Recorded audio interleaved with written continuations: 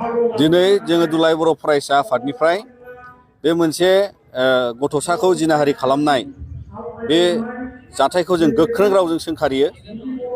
बेबादि दिनैनि जोंनि ओनसोलाव बे रामफुलबिल आथियाबारिनिफ्राय जाय माने दायनिगिरिफ्रा जों मिथिनायाव बिथांमोना खाजाबाय, हमजाबाय।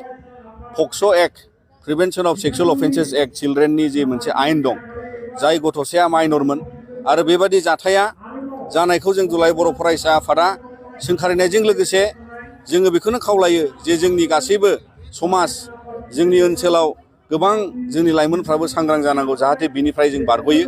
फारसेथिंजाय जाय बिथांमोना, जाय सुथुरफ्रा बेफोरखौ खाबु लानानै लामा हान्थियो, बेफोरखौ जोङो साबधानै नोजोर बोनांगौ। मानोना दानि समाव गोबां बेबादि जिनाहारि जाथाय जोंनि ओनसोलाव जालांबाय, जायखौ लानानै जों बयबो समाजनि आफाद आरो माहारियारि हान्जाफ्रा आरो बर' फिसाफ्रा जोङो बेखौ अरायसम नेवसियो। आरो बिनिखायनो जे दिनै गोख्रोङै बे जिनाहारि खालामग्रा जाय बिथांमोना खाजाबाय बा हमजाबाय, बिथांमोननि सायाव आयेनारि बिथिंजों गोख्रों साजा होनांगौ। दिनै क'क्राझाराव बिदिन्थि दंखायो, जाय बिथांमोना जिनाहारि खालामनाय बिथांमोना माने लाइफ इमप्रिजनमेन्ट बेबादि मोनसे टिम थांनाय जोंनियावहाय क'क्राझाराव जायफ्रा मार्डार खालामदोंमोन, बेबादि मोनसे बिदिन्थि दङ, आयेननि राय दङ क'क्राझार डिस्ट्रिक्ट सेसन्स कर्टआव। आरो बिनिखायनो जों मिजिंथियो जे जोंनि क'क्राझाराव बेबादि जाथायनिफ्राय जाहाथे रावबो उदाङै बारग'आ आरो जाय बिथांमोना दाय मावदों बिथांमोनखौ गोख्रों साजा होनो थाखाय आसाम सरकार, पुलिस बिफान आरो जेसेबां माने बेवहाय इनभेस्टिगेसनाव लोब्बा थागोन बे गासैबो बिथांमोनखौ खावलायो, जाहाथे बेबादि दायनिगिरिफ्रा आरोबाव फिन बेबादि मावनो साहस जायै माखासे समाजावहाय मेसेज होनांगोन। आरो बिनिखायनो जोंनि सुबुं माहारिनि गेजेरावबो जोङो बेखौनो सांग्रां जानांगोन, जाहाथे जोंनि रावबो माने गथ' फिसाफ्रा बेबादिनि थाखाय बुलि जानाङा। आरो बेखौनो हास्थायनानै दिनैनि समाव जोङो दुलाराय बर' फरायसा आफादा आरोबाव जाहाथे बेबादि जाथायफ्रा दाजाथों जोंनि ओनसोलाव, बिनि थाखाय जों अरायबो बे सांग्रांथिखौ दोनगोन।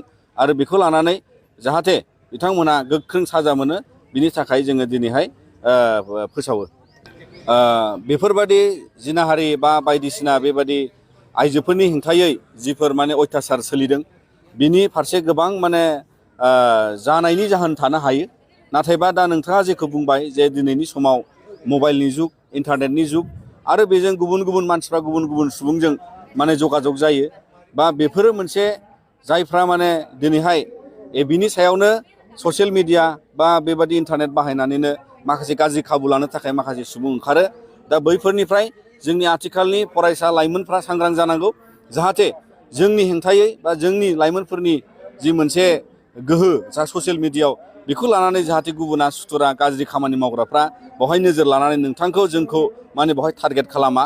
आरो बिनिखायनो जों सांग्रां थानांगौ जे नोंथांनि आंनि जोंनि बाहायनाय ससियेल मिडियाया फर्सफ्रा जाहाथे बैफोरबादि माने गाज्रि आखुनि सोद्रोमाफोरनि मानसिफोरनि जाहाथे बियो मोनसे माने बरायनाय भाब जाया, बेखौ जोङो माने जोथोन लानांगौ। आरो बिनिखायनो जों अरायसम खावलायगोन जोंनि लाइमोनफ्रा बेफोरबादि बिथिङाव साबधान जानांगौ आरो गाव गावनि रैखाथिखौ बिथांमोना मान सनमान गाव गावनि मोनसे थासारिखौ अरायसम गनायनानैसो बेफोरावहाय जायगा लानांगौ।